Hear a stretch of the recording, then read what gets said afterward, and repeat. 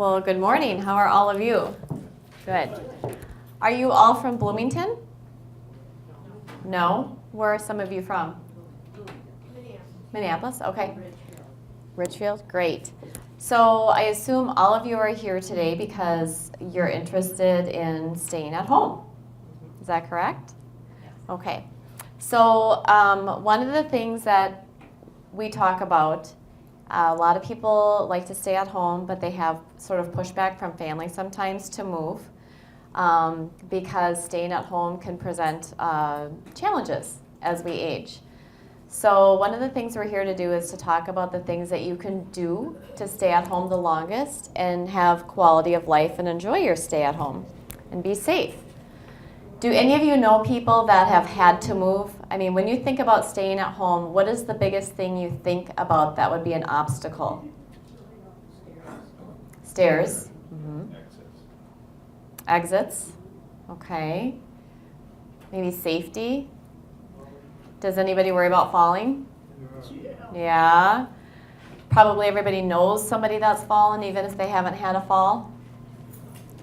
Kind of one of the things we've been learning as we go around and work with people, the biggest reason people have to move or usually end up moving is a fall. So we're here to help you with all aspects of staying at home. And did you guys know that Bloomington has a public health? Is that new news to anybody? Everybody knew, okay. So we're available to you too, and we have all kinds of resources, and our goal is to support you in being able to stay home and stay safe. So we're going to talk generally about falls, and I can answer other questions too, and we can talk about all kinds of home safety.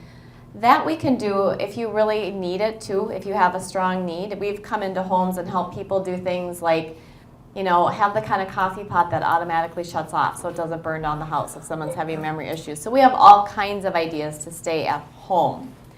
But today we're going to focus on falling.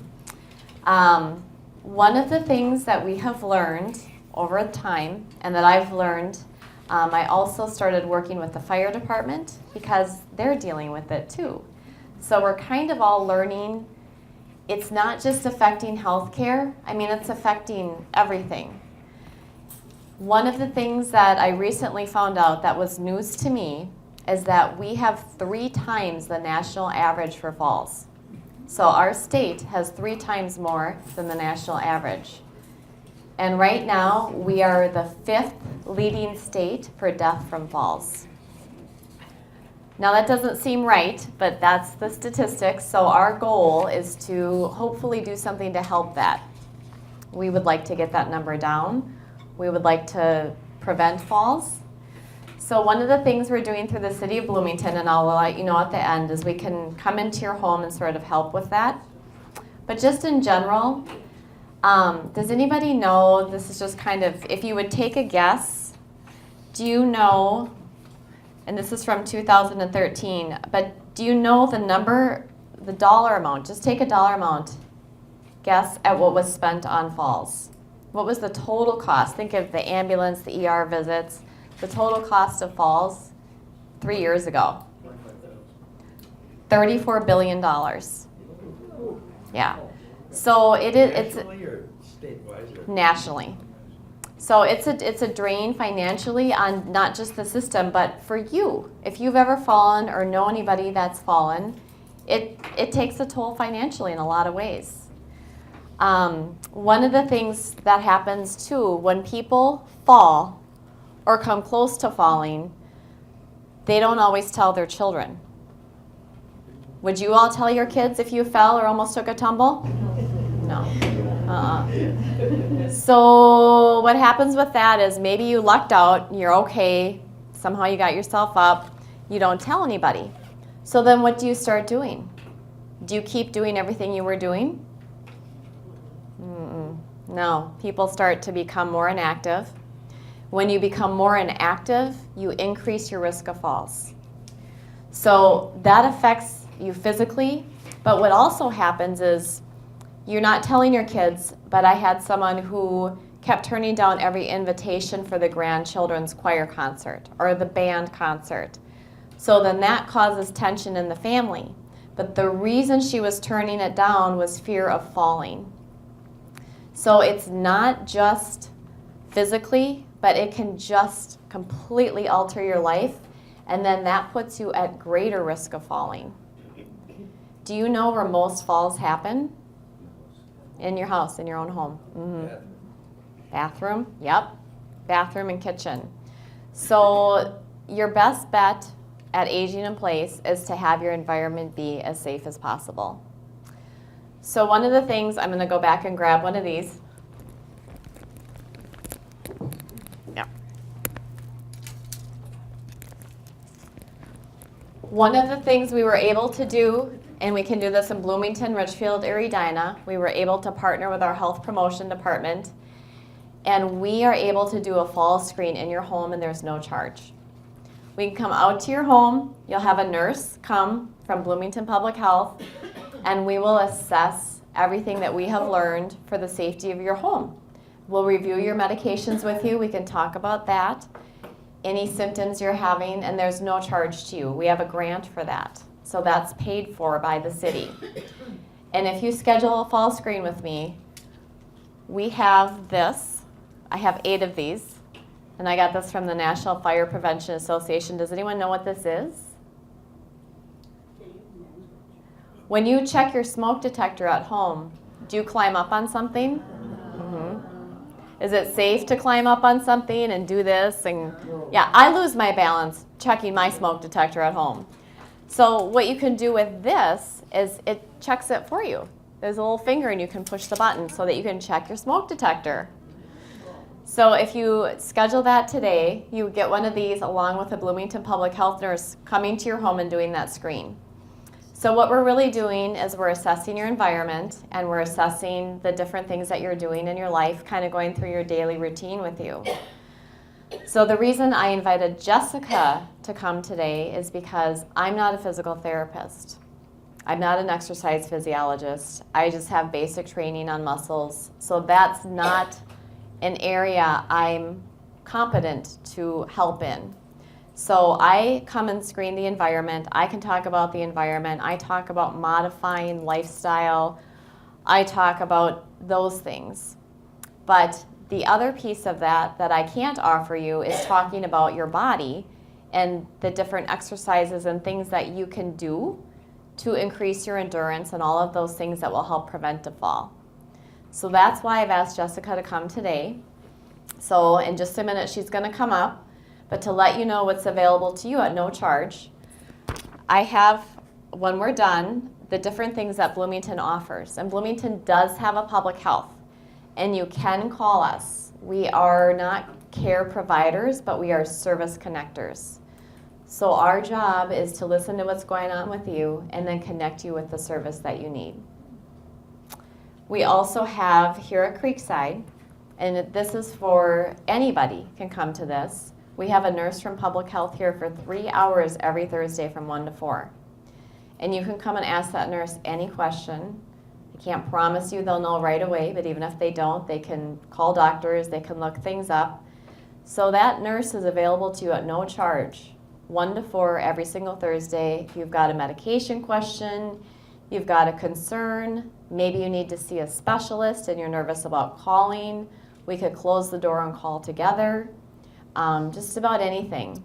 So you are free to utilize that service as well as the fall screen at no charge. So those are the things that are available to you in Bloomington, Richfield, or Edina at no cost. Okay?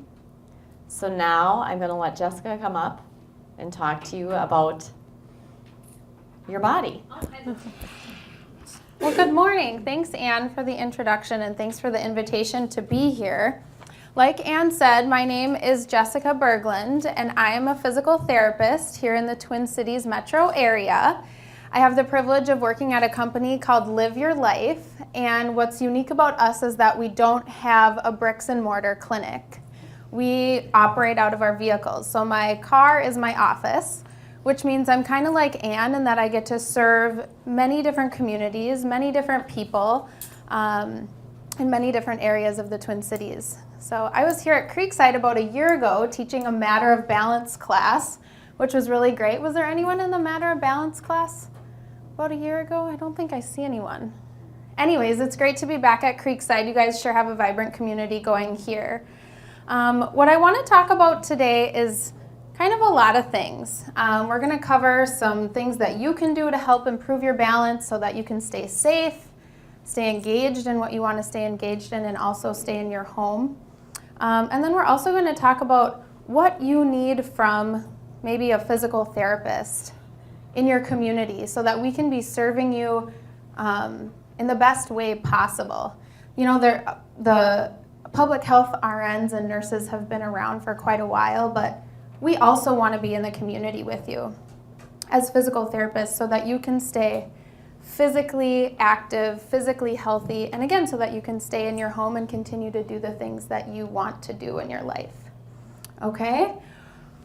Raise your hand with me if you've ever had physical therapy before. Few people. Good. Raise your hand if that physical therapy stopped at one point. Yep, kind of had to be done, right? And then they said, you go ahead and you go exercise on your own. Do all 20 of these exercises every day, right? Not always the easiest thing to keep up with, right? So we want to be making sure that we're giving you the resources to continue with those things in your community. And of course, one of the big things that we want to help you prevent is falling. So I'm going to steal this one because I don't think anyone's using it. So today we're going to mainly focus on balance. And I think this is a nice visual for balance because it gives you an idea of all the things that go into your balance. And there's a lot of things that go into your balance, and there's some of those words that probably look like a foreign language. What is somatosensory? So what I would like to do is go through all these systems and components of balance with you folks this morning so that you can be aware of and learn what you need to do to help keep your balance and ultimately prevent falls and ultimately stay in your home. So let's start at the top. Cognition. What do we know about our cognition? What comes to mind when that word pops up? Understanding. Good. What was that? Alzheimer's. Absolutely. Yep. How about decision making? Or reactions? Quick thinking. Your cognition is definitely your ability to understand and think and make decisions. It's also your ability to be aware. You want to make sure that you're aware of your environment and aware of the things that you have the ability to change so that you can keep your environment safe. Did you have a question, sir? Oh, okay. So things like that Anne would probably come into your house and talk to you about are maybe throw rugs that you have in the living room or in the kitchen. Yes? That throw rug that you bought and it's so near and dear to your heart, but it's time to get rid of it because they can cause you to trip and fall. Or maybe she'll point out some cords, electrical cords that you have plugged into the lamp in the center of the room. Or maybe she'll point out the stairs that don't have a hand railing next to them because the house was built a while ago and now the codes say that you have to have a hand railing. So cognition to me in terms of balance is your awareness. Making sure that you're aware of how safe you can make your environment so that you're making a good choice for your physical being. How about light switches? Light switches are another really good one. When you walk in the room, can you hit the light switch right away or do you have to walk around 6 things to go get the light switch? Changing the light switch can be sometimes really helpful. Or just choosing to turn the light on. 65% of falls happen at night on the way to the bathroom because the lights might not be on and you might be rushing. Okay, so that's cognition in terms of balance. Let's move to the right. This is a fun word, vestibular. And if you all have questions at any time, please stop me. Vestibular. Who knows what the vestibular system is? Yes, your ears, good. Anything else that comes to mind when we say the word vestibular? Who's heard of vertigo? Yeah? Who's had vertigo? That's the least fun thing that's ever happened, isn't it? Oof, da. I'm from North Dakota. I get to say oofda. Your vestibular system, correct, it is in your ears. And it's a major part of your balance. Your vestibular system tells you where your head is in space. Kind of like when you go on a roller coaster and you go really fast and your head feels like it's back here, but your body's moving forward 80 miles an hour. That's your vestibular system. Or that you can tell that you're moving in a car or stopped in a car. That's your vestibular system. It also tells you if you're laying down versus sitting up, or if you're rolling right and left. Just like a lot of things, as we age, the vestibular system gets a little less reactive. So maybe if you walk and turn your head, that's a little dizzying. Or maybe even walking through the grocery store, looking at all the millions of cereal boxes with 80 different colors on them is a little dizzying. Or maybe even driving in the car and seeing the cars go by you really fast can be a little dizzying. That's all your vestibular system. But the good news is that you can train that. There's exercises you can do to train your vestibular system to come back a little bit and react a little bit quicker. Okay, there's good news in all of this today, folks. There's good news in all of this. There's a lot of things we can do to help ourselves stay healthy. So that's the vestibular system, major component of balance. Next, let's move on to that big word, somatosensory. If you're willing to share, has anyone had experience with neuropathy? Yes. Yeah? Neuropathy is a tough one. There's numbness and tingling, or sometimes you can't feel your feet at all. Sometimes you can't feel your fingers at all. And neuropathy is when your nerves, again, aren't as reactive, aren't listening as much to the input that you're giving them in your feet or in your hands. And one part of that, one sense that you can often lose is your sense of proprioception, which is where your joints and body is in space, kind of like the vestibular system for your head. But your somatosensation or your somatosensory is the ability to sense where your feet are. That if you close your eyes, you know that your feet are on the ground. Or if I close my eyes, I can tell that my hand is way out away from my body. Okay? That's your sense of your joints, also known as your somatosensation. Unfortunately, that's another thing that tends to decline as we age. But again, I had one lady that I knew for a while. She lived in Richfield. She said, where there's life, there's hope. There's hope for your somatosensation too. That's another component of your balance that we can also help you train. And a lot of exercise classes have exercises for you to train your somatosensation or your nerves in your legs that help you with your balance, okay? Next on our list is the neuromuscular system. Who knows what the neuromuscular system consists of? The brain, good, that's definitely a huge part of it. That's the control center. The neuromuscular system consists of a couple things. The brain, the control center, the command center. And then I like to think of it in terms of highways. And sometimes there's road construction, like there is now. So you've got this control center, and the main highway out of the control center is your spinal cord. Your spinal cord runs down your back, and it's surrounded by your vertebrae, which are the bones in your back that protect it. And we want to protect that spinal cord. That is the main input and output from your brain to your body.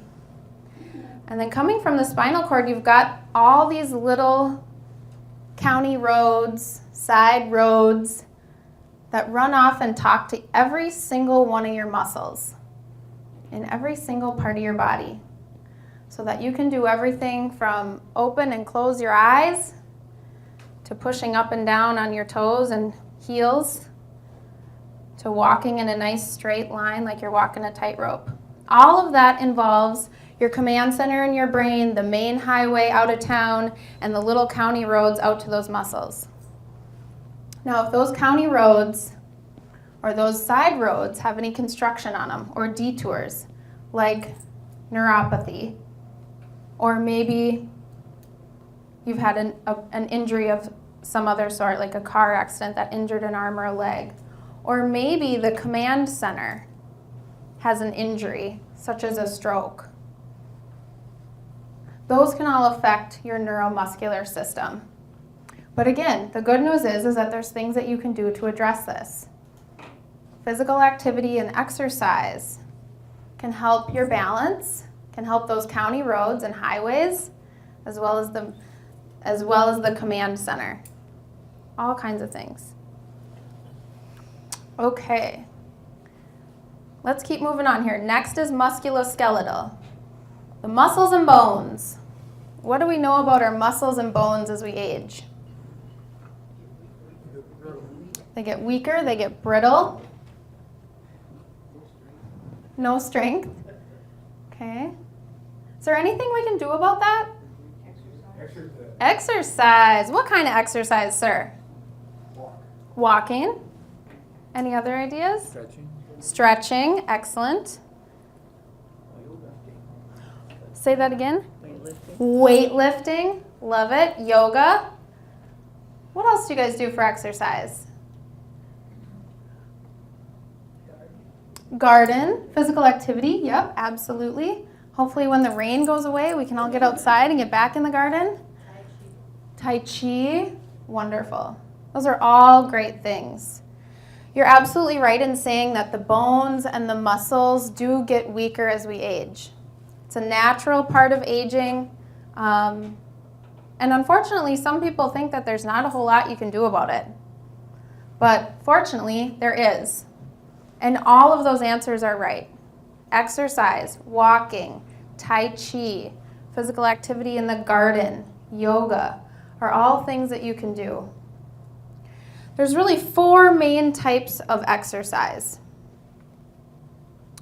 First one we'll talk about is endurance exercise. That's for the cardiovascular system. Endurance exercise is going to be the walking, or maybe you like to ride a bike, whether it's a road bike or a recumbent bike, or maybe you like to just do some marching in place. Great exercise. Don't need any equipment for it. You can do a couple of intervals. Go for a minute, rest for a minute. Go for a minute, rest for a minute. Your endurance exercises are things that get the heart rate going, heart and lungs pumping. That's very important for not only your cardiovascular system, but also for your brain health. Okay? More blood flow to the brain is always a good thing.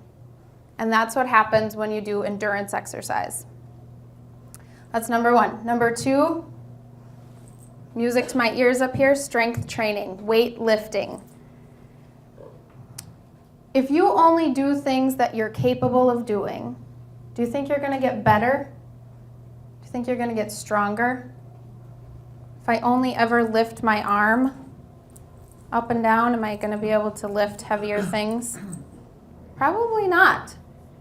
You have to load yourself. You have to load yourself appropriately with resistance, whether it's resistance bands, ankle weights, hand weights, but you need to impose some stress on your muscles in order for them to get stronger. Does anyone use weights? Yep. Good. That's great. And using those weights, you stress your body a little bit, and then it responds. The body is an amazing thing. It responds and it builds more muscles. You know what else it builds? I love this. I think this is amazing. It builds more of those county roads. Little nerves start to sprout out from the major highways. And you get more nerves talking to more muscles, engaging more strength as you use those weights. So an appropriate load and appropriate stress on your muscles can help you get stronger. And it's absolutely necessary in order for you to maintain your balance and your strength, but also to combat those natural forms of aging, like the fact that our muscles tend to leave us and our bones get a little weaker. One of my most favorite strength training exercises is just going from sitting to standing out of a chair. Maybe you need to use your hands right now. Maybe you need to stand up and hold onto a walker or a cane, and that's okay. But the goal is for you to be able to stand up from a chair without needing your arms. That your legs are so strong that you can just pop right up from that chair. There's all kinds of research to say that even in our 90s, women and men aged 90 to 94 should be able to stand up and sit down from a chair at least 4 times without their arms in 30 seconds. Even in our 90s. Get dizzy. Okay? Get dizzy. That's that vestibular system. So think about that. If you're not able to do that today, and maybe you're not quite at the age of 90, that's definitely an area that you'll have room for improvement on. How about a treadmill? How about a treadmill? Good question. Do you use a treadmill? I've got one. You've got one? Honesty is always the best policy. He's got one. A treadmill is much more, I don't need to tell you this, but a treadmill is much more challenging than walking on the regular ground, isn't it? You've got a lot of moving components. It goes up, it goes down, it goes fast, it goes slow. And so if you're feeling like you can walk as fast as possible on any surface that doesn't move, like the grass or sand or a sidewalk or a flat surface, then people are typically ready to use a treadmill. If you don't feel like you're 100% confident on all those other surfaces, I would recommend you exercise on just regular land first. I don't use a treadmill much with people. To me, it poses a bit more of a risk than it does a benefit. If you can get your heart rate up just walking maybe around the house or around the block, that tends to be a lot safer for people. If you are going to use it, I would recommend you have someone with you when you do. Thank you. Yeah, any other questions? How about those machines at the Y that they're reclining and you move your legs and there's A new step maybe. Yeah. So the question was, how about those pieces of equipment at the YMCA? You kind of sit in a chair and you move the arms and legs. Lean back a little bit. so it doesn't stress your back out. Yes, those are great. One type of those is a brand is called a new step. And those are great pieces of equipment if you need to sit when you exercise. It is definitely supportive for your back if you have back problems or back concerns. I generally recommend those for individuals who maybe have a lot of difficulty walking on a regular surface. One gentleman that I think of is a gentleman that I've had the privilege of working with for almost a year now, and he had a stroke. And one side of his right arm and his right leg he can't control. So for his exercise, we help him get on the new step, and we strap the right arm on and we strap the right leg on so that it moves with him, but he's controlling it with the left side of his body. So the new step can be very helpful for people. If you're capable of walking, walking is the best exercise for you. It's upright, you engage your posture muscles, you engage your balance, you engage your endurance, and when you're moving quick enough, you engage your vestibular system. So they're definitely not a bad piece of equipment. If you like to use them, I would just say make it challenging enough for yourself. Increase the resistance. If it's easy and you can sit and drink a cup of coffee and read a magazine on it, you're not working hard enough. Good question. Okay, so we talked about endurance and we talked about strength. Now let's talk about some balance exercises. Balance is something that is very different for everyone. And as we've learned just a little bit today already, there's many things that go into our balance. One balance exercise that a lot of people like to use is maybe standing with their feet in a line or standing with staggered stance. Okay, both can be very challenging. Of course, the most challenging standing balance activity you can do is standing on one leg. Okay? There's plenty of research to say that at any age, you should be able to stand on one leg for at least 5 seconds. And again, plenty of research to support that if you can't do that, you are at risk of not only falling, but falling and injuring yourself. So it's not the little tumble that you took in the yard because you're carrying 6 different watering pots to go water the garden. Not that kind of fall. It's the kind of fall where you trip, fall, and hurt yourself because you don't have enough balance to maintain your upright position. Okay? Now, balance training is tricky. It's tough. And I get hesitant to prescribe exercises to people, especially when I don't know all of you, okay? So here's what I'll tell you about balance training. If you're really concerned about it, or if you have had a fall in the last 6 months, you likely would benefit from seeing a physical therapist, okay? This is not something that you should be doing or initiating by yourself. If you're walking on the treadmill and walking on the grass and cruising around the mall and out in the community pretty easily, haven't had any falls yet, you're probably ready to maybe do some balance at home. Okay, but if you're really concerned about this, I would recommend talking to your doctor, asking for an order for physical therapy because you fell. And if you fell, you should definitely have physical therapy. One of the biggest risks for having another fall is already having one. Okay, and trust me, doctors and your insurance and the medical system would much rather have you ask for an order for physical therapy than have you wind up in the ER because you tripped and fell and hit your head, or tripped and fell and hurt your wrist, or tripped and fell and hurt your hip. Okay? We would much rather have that for you. Get an order to physical therapy, come see one of us for a while, so that you can stay safe and independent and healthy and in your home, okay? So balance exercises, if you're one of those people that feel like you can get started with it on your own, I recommend you hold on to the kitchen sink to start. I haven't had anyone pull a kitchen sink out of the wall yet.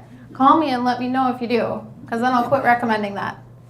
But if you're gonna start a balance exercise, hold on to the kitchen sink, okay? Maybe you wanna start with just staggered stance. Maybe you want to start with your feet in a line. Maybe you feel comfortable to stand on one leg and hold on. When you do that, you're going to feel your ankles wobble. The Weebles always wobble, but they don't fall down. When your ankles wobble, that means you're training your balance. Doesn't mean you're failing at it. It means that you're talking to those highways. Your brain, your control center is sending input down your body to the joints and muscles. You're using your proprioception, your somatosensation to keep your balance. Okay, so the weebling and wobbling is a good thing as long as you can maintain your ability to stay upright. And that's why I recommend the kitchen sink. Okay? Good, so that was 3 kinds of exercise. We hit on endurance, we hit on strength, we hit on balance. Next, let's talk about flexibility. Raise your hand if you're flexible. Nice. Good. Couple? Flexibility is definitely very important as we age. Our muscles not only lose strength, but they tend to lose elasticity, and they tend to lose hydration. So they get a little bit dry and a little bit tight. So drinking water is important, as well as stretching. And I would say the 2 muscle groups, well, there's lots, but the 2 muscle groups that I think are the most important for stretching is your calf muscle, right back here, okay? If that muscle gets tight and you can't flex your ankle up and down high enough, you're going to really impact your balance. You need to have at least 10 degrees of that toe flexion, bringing the toe up, in order to clear a door threshold. Okay? So that, and door thresholds aren't usually that thick. So if that muscle gets really tight on the back side and you can't flex your toes up high enough, that's when you trip.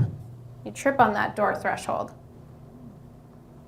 Okay, so a good stretch for the calf muscle. Again, you find that kitchen sink, hang on tight, 1 foot back, and you keep that knee straight. Okay, so you're stretching the calf muscle back here. Some people call that a runner's stretch. I just call it a calf stretch. And as we age, because our muscles are a little dry and a little tight, you have to hold things for a little longer. So a 10 or 15 second hold isn't going to cut it anymore. You got to hold for about 30 to 60 seconds to really make true changes in that muscle length. Flexibility is something that you want to do daily or every other day so that you can maintain that range. And then when those toes can lift up really high, you can clear all kinds of thresholds. Or maybe even walk up some hills or in the grass a little bit easier. Okay, so that's the first muscle group. The second one is the hip flexors.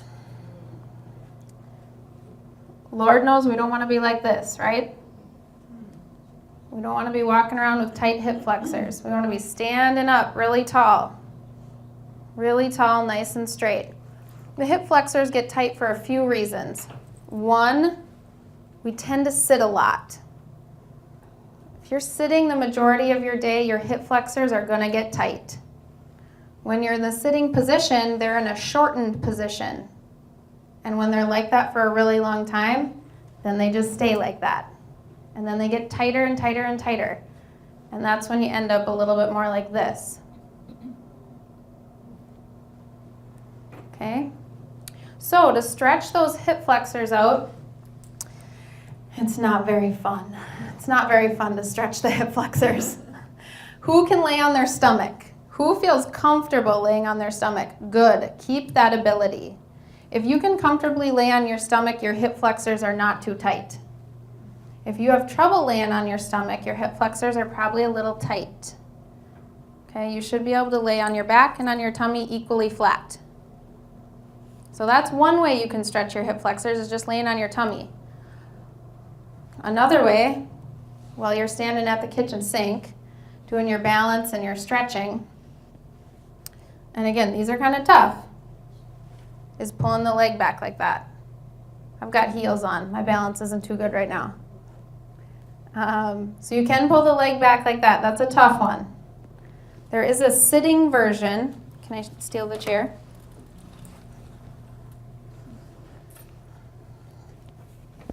Where you can sit, kind of one cheek on, one cheek off, and pull the leg back. That's a pretty common one in exercise classes. Okay, so that you're stretching the hips. This is one where if you have back problems, if you have sitting balance problems, or if you've got hip problems, it's probably going to be tough for you. I recommend, again, if you've got those issues going on, call the doctor, ask for a referral to physical therapy. Okay? Probably don't need a whole lot of sessions, but again, we'd rather be here for you to help you stay healthy, stay on your feet, keep your range of motion, keep your balance and walking, than we would see you in the emergency room. Okay? So the 4 kinds of exercise, what were they? Endurance, good. Strength, good. Balance and flexibility. Yes. Got them. All right, so that was really touching on the musculoskeletal system. We spent quite a bit of time on that. Let's finish up with the vision. How many of you feel comfortable standing with your eyes closed? A few? Or feel comfortable when the lights are dim or low walking around? Yeah, not too bad. Or feel comfortable standing and pulling your shirt off over your head. That gets a little tougher. Good, still a few. So your vision is one of your main components of your balance. Looking at the cracks in the sidewalk, seeing what's around us, what kind of surface are we on, gives us a lot of input about where our feet need to be, how much we need to react, how quickly we need to react. And so if you take away your vision, or maybe you haven't updated your glasses, or maybe you had cataract surgery, or maybe you've got a little macular degeneration going, that's definitely going to affect your balance. This is the only one where I can't help you with your vision. But I can recommend that you stay up to date on your eye exams, 1 a year. Keep those glasses up to date. And then also just let your optometrist know. I've seen a lot of people who really have trouble with the bifocals or the trifocals.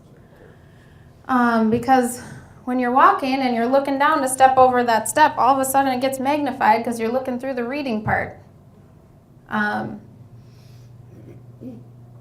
So if that's not working for you, ask for another option. Of course, that involves probably multiple pairs, but it has been and can be the difference between stepping over that step or missing that step. If you're having trouble with that, but you don't want to change your glasses and you have a lot of stairs in your house, one kind of quick fix would be to go out and get some yellow duct tape. Might not match the decor, but it's bright. And have someone help you put yellow duct tape right on the edge of those stairs. Yellow is the last color that our eyes lose as we age. So if you've got something that you want to see forever, put some yellow tape on it. Can't miss it. Would the wife go for that? Is that what you said?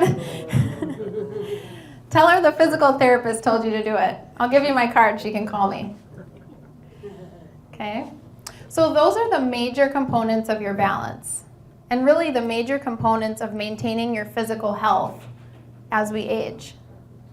And that all correlates directly to remaining healthy and independent and engaged in the home that you want to be in and in the life that you want to live. Now, who's got questions, comments, or concerns? Yes, sir. I have a 2-story house. Okay, 2-story house.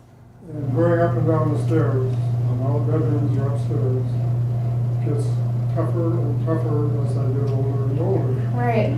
Are there any tricks to going up and down the steps? I've got handrails on both sides. But going up and down the stairs is one of the scariest things that I do. Mm-hmm. That's a great question. So he shared that he has a 2-story house and that going up and down the stairs gets more and more difficult. He's wondering if there's anything he can do to improve that. Going up the stairs is a difficult task. There's no ifs, ands, or buts about that. But it really comes down to a couple of things: the strength in your legs and the range of motion in your body. If your legs aren't strong enough to lift yourself up with one leg, really, one step at a time is how that goes, then you're going to have trouble going up and down the stairs.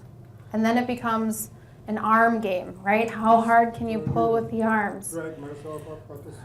Right. So my recommendation would be to take a look at what you're doing for exercise. If you're not doing any strength training, I would recommend that you find some resources to start with strength training, especially for the legs, and to make sure that it's strength training that's truly going to help you. Seated marching or seated kicking without any load or resistance on the body isn't going to stress you enough to build muscle. So you have to find something that's going to stress you enough but be safe for you so that you can build muscle.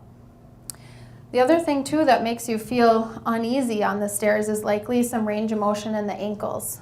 If you feel you've got some tightness in the ankles, that can often lead you to feeling like you're going to propel backwards, or that you need to lean forward a lot to correct it. So those are the two biggest things with climbing stairs. And we can chat a little bit more afterwards too, sir. Other questions? Yes, sir. I've got a couple matters. Number one, I've got something that's incurable, okay? Sure. It's called, I'm clumsy. Okay. How do you cure clumsy? How do you get clumsy? Okay. And so I've fallen a lot in my life. Okay. In fact, in the last 60 days, I've fallen twice. Once outside where you land on the grass, you're fine. And once down the steps. Okay. To solve the step problem, we lived in a third floor apartment, we moved to the first floor. Okay. So that helped. That was about a year or two ago. And then, like, we got you parked your car in the basement was built. And you're up and down those steps, take the garbage up and down, all that sort of thing. I fell on the steps. Okay. And down on the bottom, and the bottom is solid, so when you hit that, you stand yourself up. Now, I've been falling for a year. I mean, I've fallen a lot over the years. Yeah. Okay?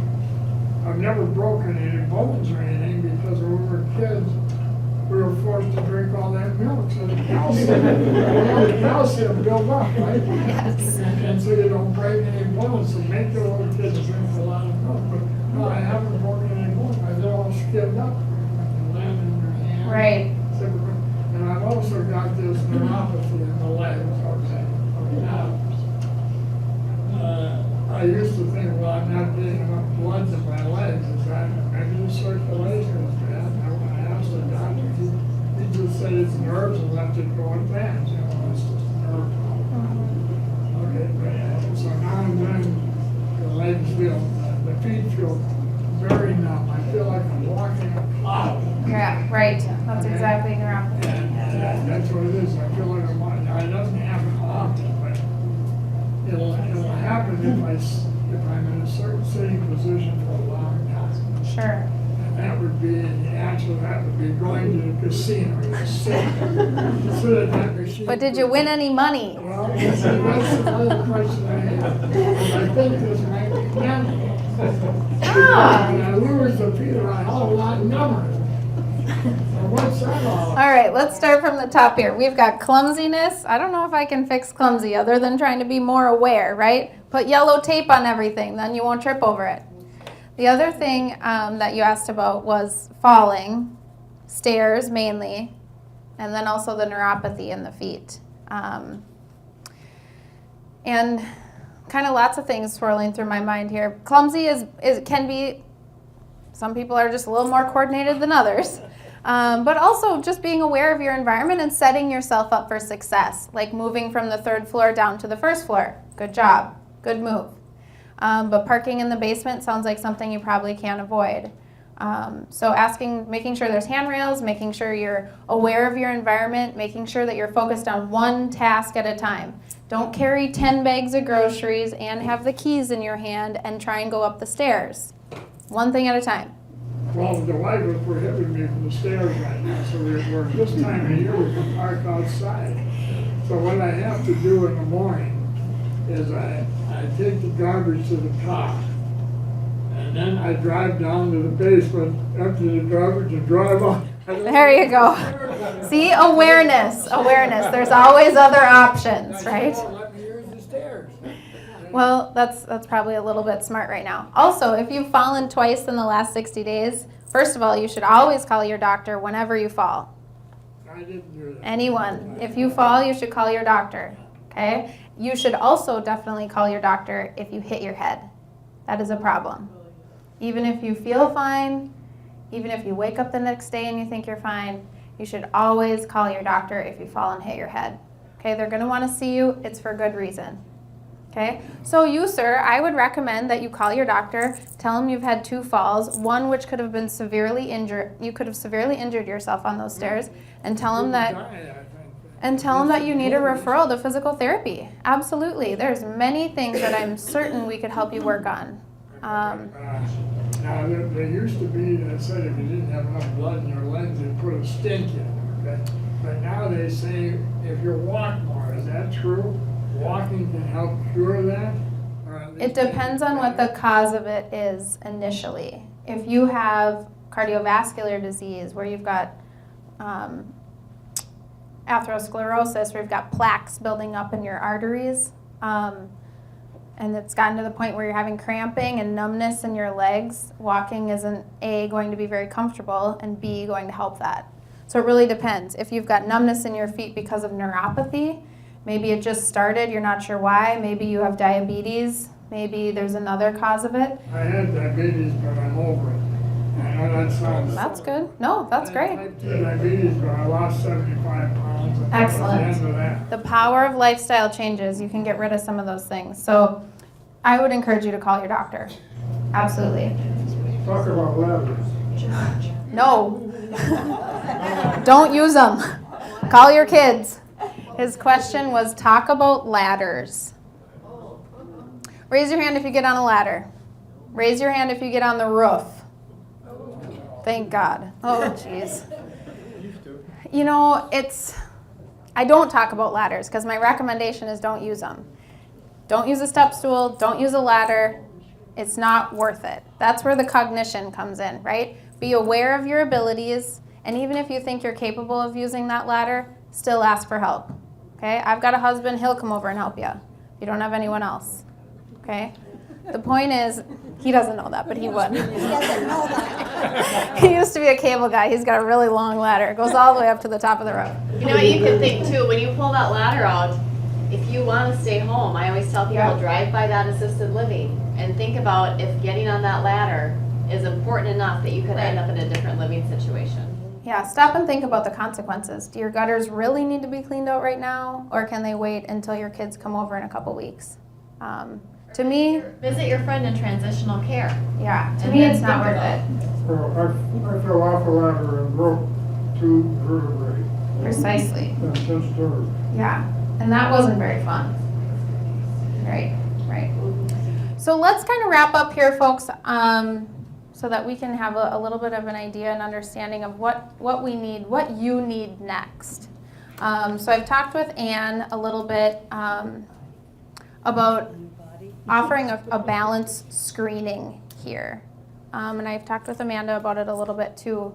If you feel like it would be beneficial for us to come in and offer a time for you to come and meet with me for about 10 or 15 minutes, we take you through a few tests to look at your balance and your strength and your walking, to just let you know how you're doing. Are you meeting the benchmarks? Are you a little below? Are you way above, passing with flying colors? A lot of people find that beneficial to know how they're doing. Do they need to exercise more, or is what they're doing sufficient? Would that be something of interest here at Creekside? Okay. We'll have to look into bringing that around here at Creekside and maybe at some other community centers too. We find it to be really helpful and really eye-opening and educating for people so that they know where they are. Okay, because you only know how your balance is, right? You don't know how your friends is or how your partners is or anyone else. So we'll try and get that into the schedule here and so that you folks can have a little bit better idea of that. What other resources or things do you think you could utilize or benefit from a physical therapist in the community? And I ask this very open-endedly because as a profession, physical therapists are not very community-facing. We're trying to change that. We want to be here in the community, out doing what you need. So if you have any thoughts on that, come find me afterwards, okay? I really appreciate your time this morning. Thanks for coming. I hope you learned something, at least one thing today. Call Ann if you need a home safety assessment. I've got cards up here. Call me if you need anything in the way of strength, balance, flexibility, or endurance training, okay? Thanks so much for your time. Thank you. Mm-hmm.